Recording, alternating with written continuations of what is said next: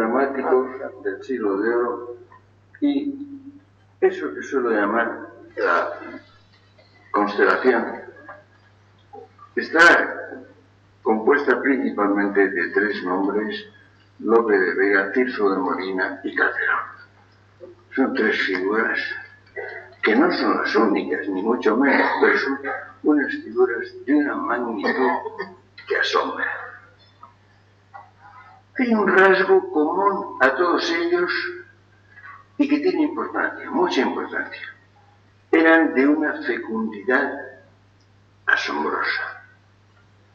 Bueno, de Lope de Vega, lo saben ustedes ya, Lope de Vega escribió de una manera absolutamente inverosímil, increíble. Él dijo una vez de las comedias suyas que más de 100 en horas 24 pasaron de las musas al teatro. Es decir, que en un día escribió más de en cada una, no las 100 en un solo día, aunque era capaz. La obra de Lope de Vega no solamente es el teatro, es un poeta lírico absolutamente asombroso, es un poeta amoroso. Su realidad, su vida entera amorosa fue también de ese tipo de magnitud y de intensidad.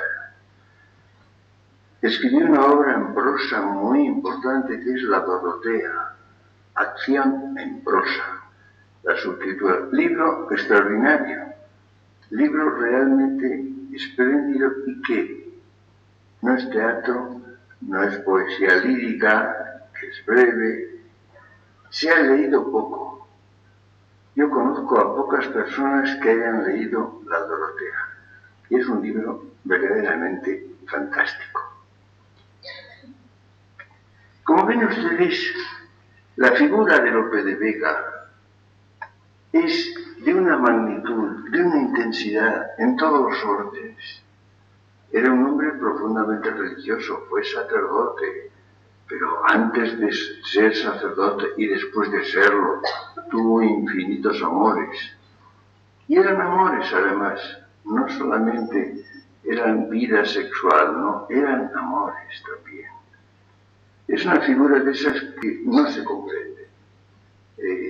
Hay que insistir un poco en la magnitud de Lope porque es un factor capital. Fue el término de ponderación, de lo elogioso, de cualquier cosa que era extraordinaria, se decía en su época, es de Lope. Es de Lope quiere decir es extraordinario, es asombroso. Pero los otros autores dramáticos de la época, sin ser comparables en cantidad, eran enormemente fecundos y escribieron cantidades de obras, de comedias y dramas, pero no solo tampoco, la mayor parte escribieron otras obras. Hay que insistir, por tanto, en la magnitud. Pero ahí, por otra parte, yo creo que fue el género más importante de la época. Por una razón, era inmensamente popular, accesible a todos. Había un entusiasmo por el teatro extraordinario. Ya se decía que era casi imposible aplacar la cólera de un español sentado, es decir, del espectador teatral. Esto es inmenso. Pero además, aunque las obras se editaban, se publicaban las llamadas partes que comprendían volúmenes con bastantes obras dramáticas de estos autores, aparte de eso, eran accesibles a los que no leían. La comunicación visual y auditiva del teatro representado era extraordinaria, lo cual quiere decir que el teatro era accesible a los analfabetos, a los que no sabían leer o los que simplemente no leían mucho, que es un factor. Mucha gente puede leer, no son analfabetos en el sentido riguroso, pero tienen poca oír en España unas estadísticas, que son, yo desconfío siempre de ellas, en que hablan de que en España no se lee, que en España que se compran pocos libros.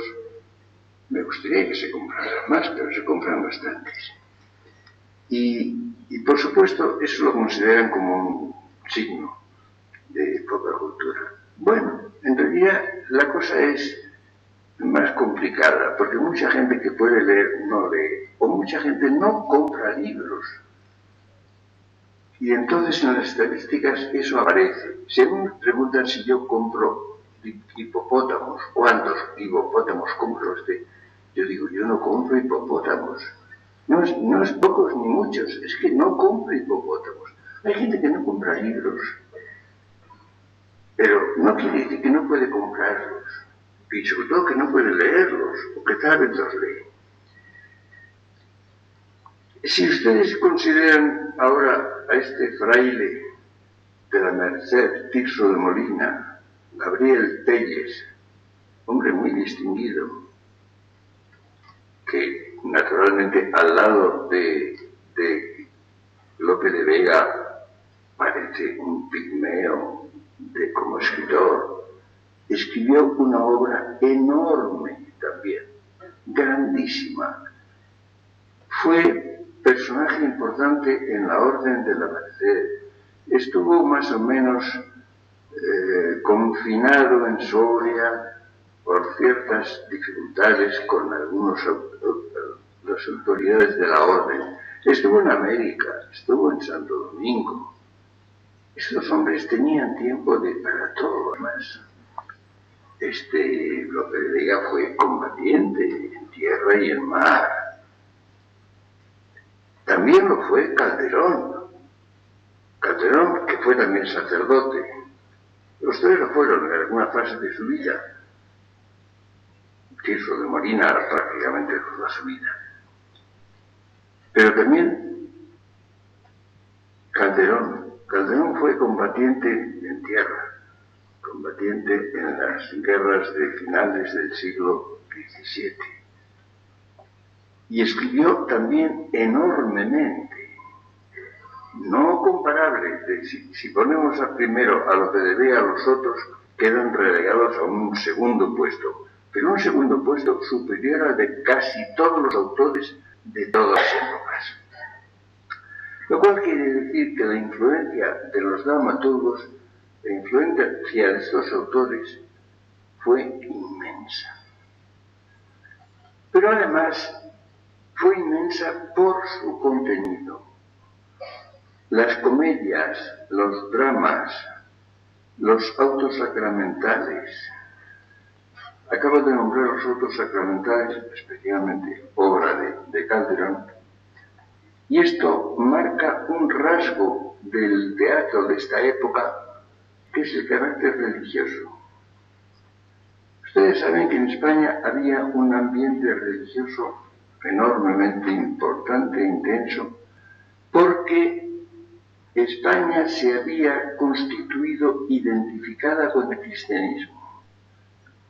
Cuando España era cristiana en la época visigoda, era católico el país, el pueblo, los hispanos, los invasores, los dominadores, godos, visigodos, eran arrianos. Pero hemos recordado en este curso mismo que al final Recaredo y con él los dominadores godos se convirtieron al catolicismo. Es decir, no se convirtió el pueblo a la religión de los dominadores, sino al revés. Los dominadores germánicos, arrianos, se convirtieron al catolicismo de los hispano-romanos. Y esto hizo naturalmente una identificación con el cristianismo y con su versión católica, que quedó cortada, claro está, brutalmente cortada por la invasión islámica. El año 711 los árabes, o más bien bereberes, pero en fin, islámicos, ocupan casi toda España y entonces imponen la religión islámica la lengua árabe recién adquirida por la mayor parte de ellos y una cultura de origen árabe, vamos, de origen griego y otras cosas, pero la representada por el pueblo árabe invasor. Y esto naturalmente hace que cuando comienza la Reconquista que se entiende como la recuperación de la España perdida, la condición fundamental es el cristianismo. Los españoles sienten que son y tienen que seguir siendo cristianos, lo cual quería decir en aquella época europeos, occidentales.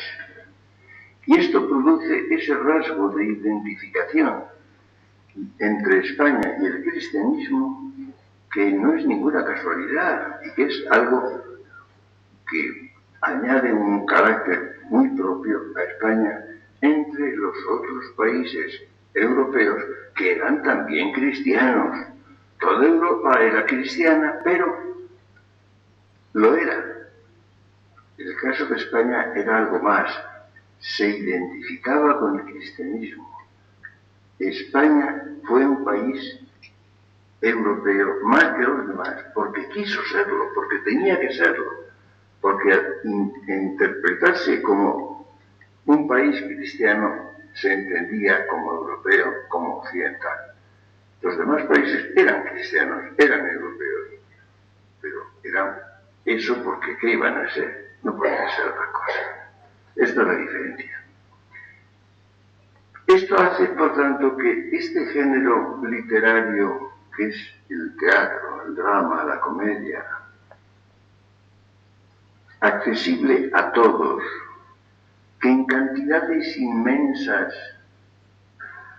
se presenta en los escenarios, en los corrales, llega a todo el mundo, llega a la sociedad española completa, íntegra.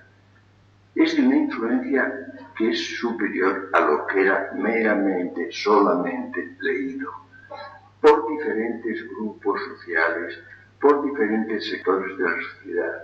Una cosa es el lector de novelas, por ejemplo, de novelas picarescas o de novelas amorosas, otro es el que lee poesía o el que lee otro tipo de ensayos, de estudios. La escena, por tanto, fue el gran instrumento ¿de qué? El gran instrumento de interpretación de España por sí misma. Lo que más contribuyó a que se formara una conciencia de España, de ser español, de los modos de ser español, fue el teatro. Añadan ustedes que el teatro tiene elementos no solamente intelectuales, auditivos. Es un teatro en verso, la musicalidad del verso, con la fascinación que tienen poética. Eran espléndidos poetas, además. El carácter diversificado, el carácter del verso del teatro, que es algo enormemente poderoso, es algo que se queda a lo... Es realmente una manera de fijación, de ayudar a la memoria. Yo creo que los estudiadores del teatro español del siglo de oro lo han hecho muy técnicamente, como han estudiado las obras, los tipos de metros. Cada forma métrica era apta para un tipo de asunto, para los diálogos, para los amores, para las canciones, para diferentes cosas, y se usaban métodos distintos para ello.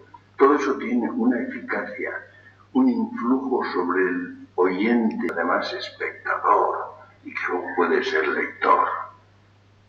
Y eso con un temple, insisto, religioso. Pero al decir religioso hay que explicarlo también un poco. Hay, por una parte, vidas de santos, figuras heroicas, religiosamente heroicas, que se presentan ante el público. Las devociones, los santos famosos o las vírgenes famosas, que son objeto también de tratamiento dramático. Esto por supuesto, pero hay ahí la conciencia moral, la conciencia religiosa, la preocupación por la salvación, que es el trasfondo de todo el teatro de esta época. El problema del pecado, de la virtud, de contar con la salvación o no. Piensen ustedes, por ejemplo, en que hay dramas en que se plantean casos de conciencia, el condenado por desconfiado, por ejemplo. El problema de la libertad es un problema que tendrá un relieve enorme ante la actitud de poca afirmación del libre albedrío en el protestantismo, mientras que el catolicismo lo mantiene con diferentes matices, subrayando más la omnipotencia de Dios o la libertad del hombre.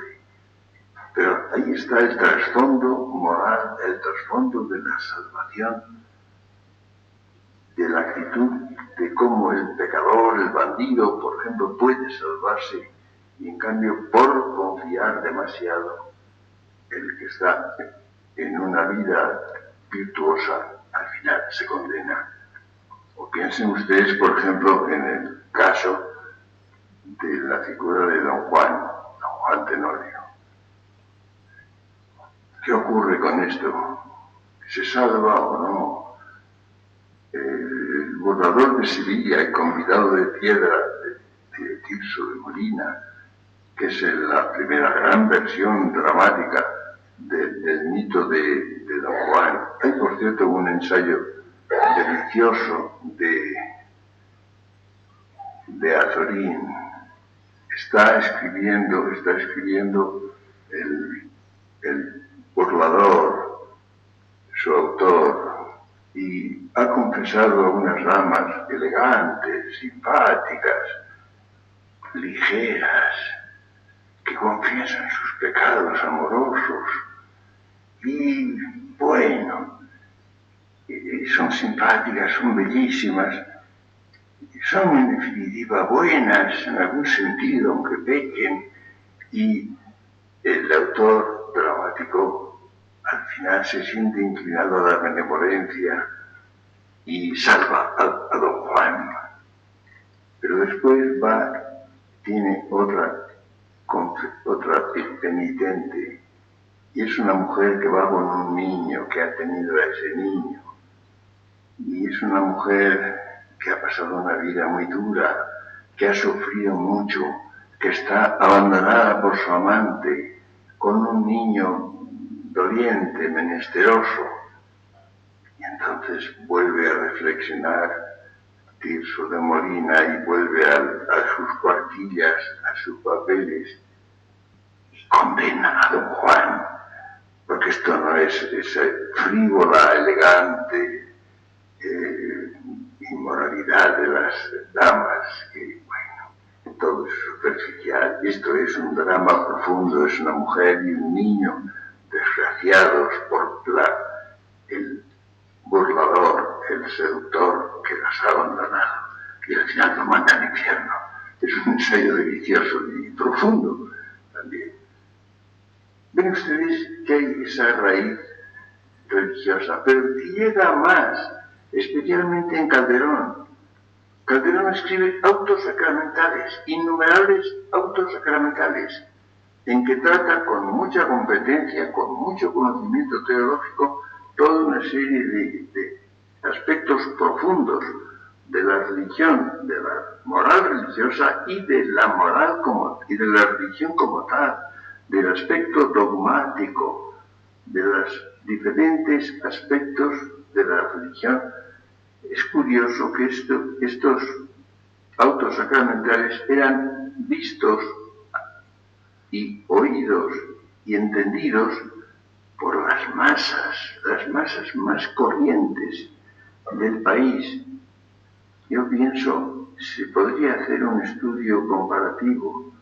Actualmente es enormemente difícil encontrar personas, cuanto más jóvenes más difícil, que tengan alguna noción de lo que significan los conceptos religiosos, o los usos, o las figuras, conocidas de la religión. Como ves, el cambio es inmenso, pero esto fue un rasgo capital de la dramaturgia del siglo de oro. Esto por una parte, pero por otra estos dramaturgos repasan íntegramente la historia de España. Aparecen todos los episodios atractivos, dramáticos, conmovedores de la historia de España, alegres o tristes, o luctuosos, sangrientos o apacibles. Año tras año se podría seguir la historia de España entera en las obras de los dramaturgos españoles, lo cual quiere decir que había una inmensa familiaridad con lo que había sido España durante siglos. Todo el teatro de los tres autores que he nombrado y otros más, que llevan a cabo un recorrido dramático apasionante, con la belleza, además de la acción dramática y del verso, de toda la historia de España, que era familiar.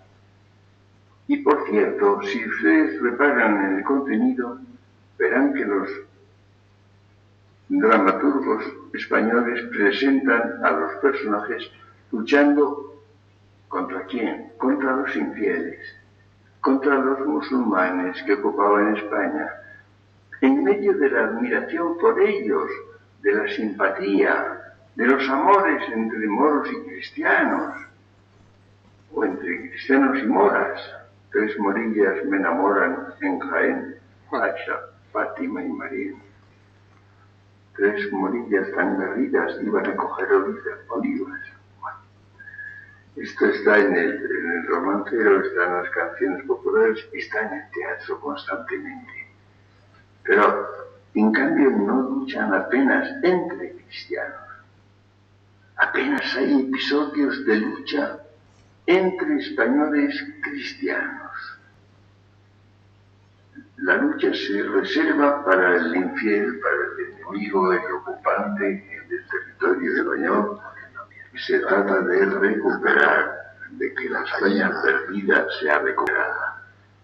Pero también esto quiere decir que hay una visión de la realidad española íntegra, fraterna entre cristianos, con luchas eventuales, no permanentes, no constantes, con los ocupantes o invasores musulmanes.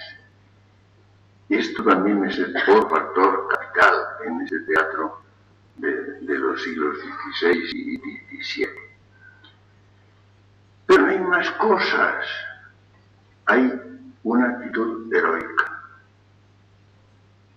Hay una valoración del valor, del exponerse al riesgo, de la lucha o de la rivalidad, del honor, el concepto del honor, palabra que casi no se emplea, ¿no? Hay palabras que son literarias solamente, pero en aquella época tenía incluso una exageración, evidentemente. Hay un libro de Casas muy interesante que se llamaba El liderazgo y el honor, que publicó hace, debe ser ya más o menos unos 40 años o 50. Interesante. Pero fue una pieza capital. Y esto es constante en el teatro del siglo de oro. El honor, el valor, los celos. Piensen ustedes en los dramas de celos de Calderón, en que tienen una fuerza extraordinaria. Pero todo eso son rasgos de la personalidad del español presentada en el teatro una vez y otra, desde diferentes perspectivas, con diferentes valoraciones y estimaciones. Y claro está, naturalmente, el amor, el temple del teatro clásico, del teatro del siglo de oro, que es el amor. El amor en muchos niveles, el amor en muchos sentidos. pero no hay nunca falta del elemento amoroso. Recordaba yo el otro día lo que significa la Celestina. Les decía que era la historia de Melibea y Calisto, o de Calisto y Melibea. Amor sensual, amor carnal, amor que termina dramáticamente como Romeo y Julieta, pero amor. Y lo fundamental es justamente el que es una obra, para mí, más novela que otra cosa, amorosa. Pues bien, de ese amor está impregnado todo el teatro, todo del siglo de oro, del siglo XVI, del siglo XVII. Pero además hay que ver que aparecen las diferencias sociales que eran muy acusadas en la época. Sí, pero el amor aparece en todas. Y hay, por ejemplo, el amor de los caballeros, de las damas, de las gentes distinguidas, por supuesto, pero en relación con personajes de otro tipo. Por ejemplo, las damas, las jóvenes damas enamoradas, tienen sus criadas, que también tienen amores, con las cuales tienen una amistad desigual. Recuerdo haber hablado de amistad desigual como la gran creación de Cervantes, la amistad entre el amo, Don Quijote, y Sancho Panza. Es desigual, pero es amistad. Hay también, hay el tipo del gracioso, un tipo capital del teatro clásico.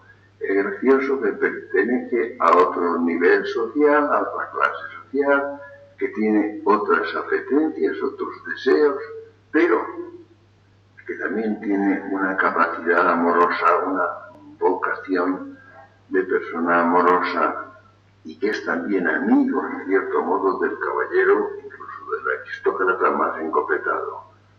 Todo eso aparece vivo, presentado 100 veces, en casos concretos, por todas partes. Y hay además lo más popular de todo. No olviden ustedes, por ejemplo, un género literario espléndido, que es el entremés. Los entremeses, piensen en los de Cervantes, por ejemplo, en que tiene un valor enorme lo popular, incluso a veces lo popular, crudo, tosco, evidentemente, pero que tiene algo que lo salva siempre, que es el ingenio. El ingenio es otro rasgo que también aparece constantemente en el teatro. El teatro se salva a fuerza de ingenio. Fue una época en que había un gusto en general por la broma, por la burla. Imaginen ustedes, pero no es una agresión, no es grosero. Yo recuerdo así, se me viene a la memoria ejemplos que son divertidos. Por ejemplo, se decía cuando el marqués de Malpica, caballero de la llave, con su silencio replica, dice todo lo que sabe. Este tipo de ingenio a costa de alguien, o sea, que no es injurioso, no es un insulto. Es decir, el que hace la broma la hace ingeniosamente, pero no es una ofensa ni es un insulto. O del doctor don Juan Pérez de Montalbán, que tuvo tanta relación con los dramaturgos y fue importante, se decía el don Juan, tú te lo pones, el Montalbán. Y fue importante, se decía el don Juan, tú te lo pones, el Montalbán no lo tienes, con que quitándote el don vino se queda Juan Pérez. ¿Ven? Este tipo de ingenio del cual hay centenares de muestras.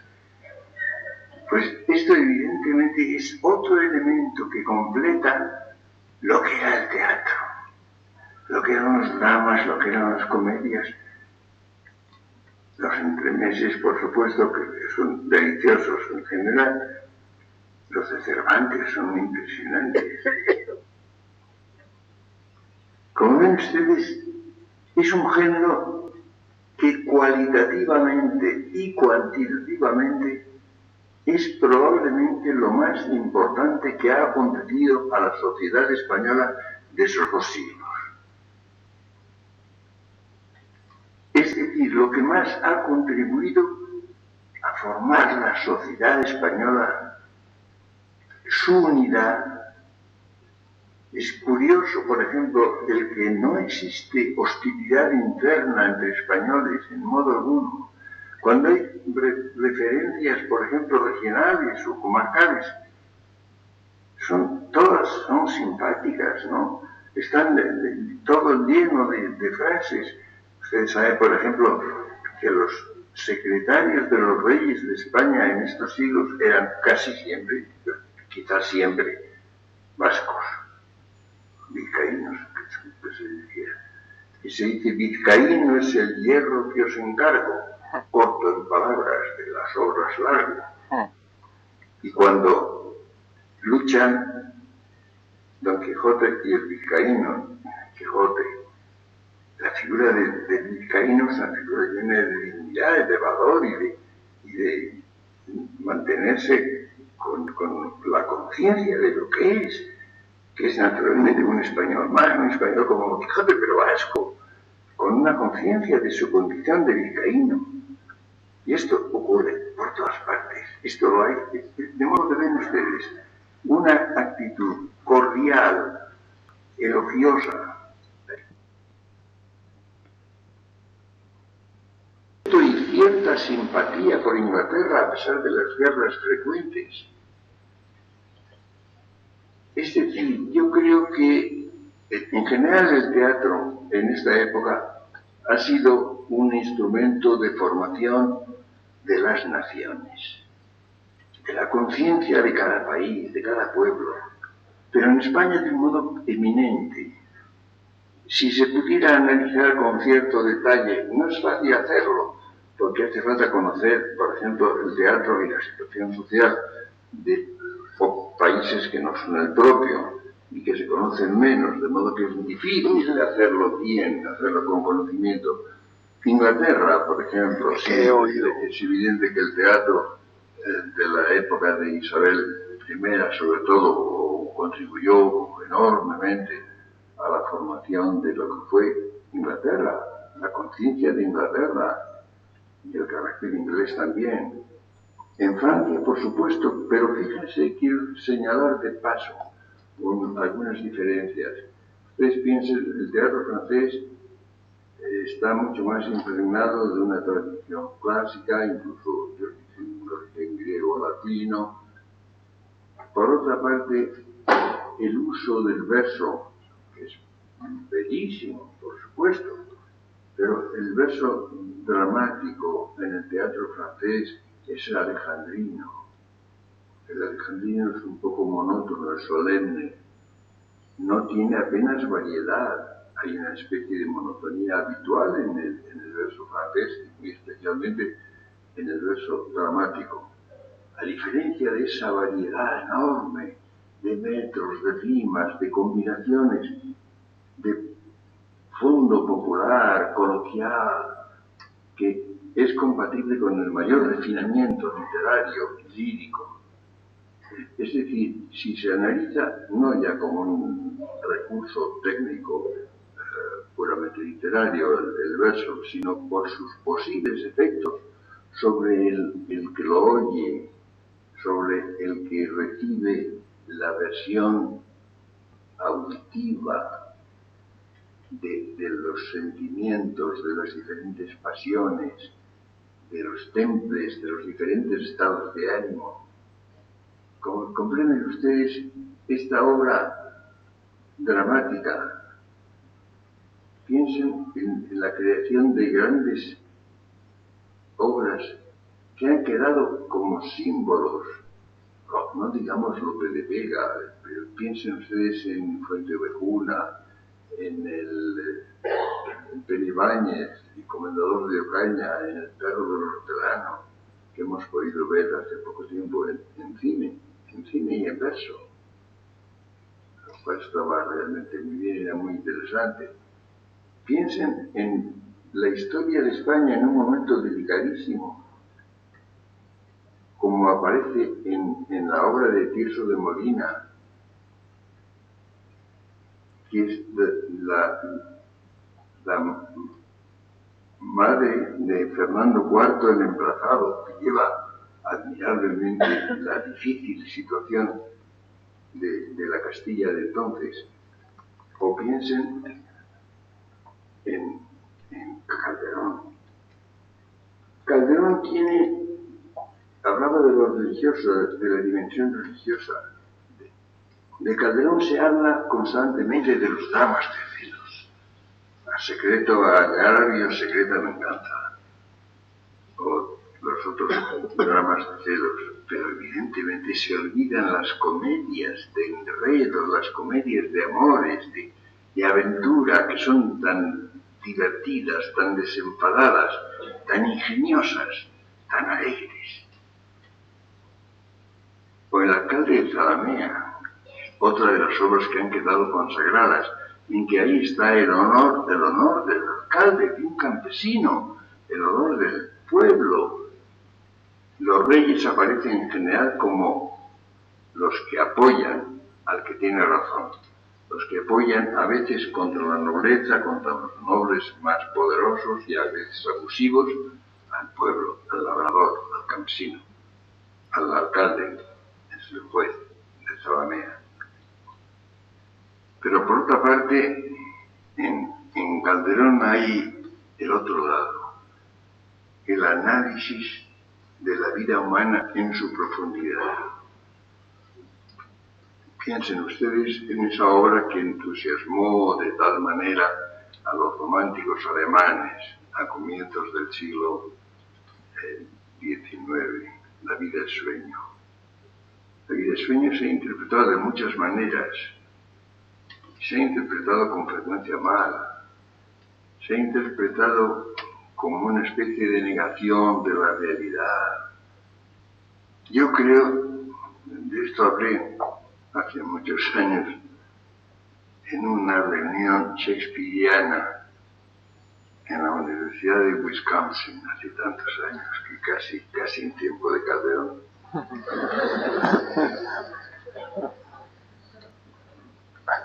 Era un momento en que yo me ocupaba de los rasgos que caracterizan justamente el pensamiento y la literatura de esta época, sobre todo del siglo XVII, y hablaba del sueño, la ficción y la vida humana, que aparece en los filósofos, piensen en Descartes, que aparece en los dramaturgos, en los poetas, se explora en varias lenguas. Piensen en Descartes, piensen en Pascal, piensen en Shakespeare.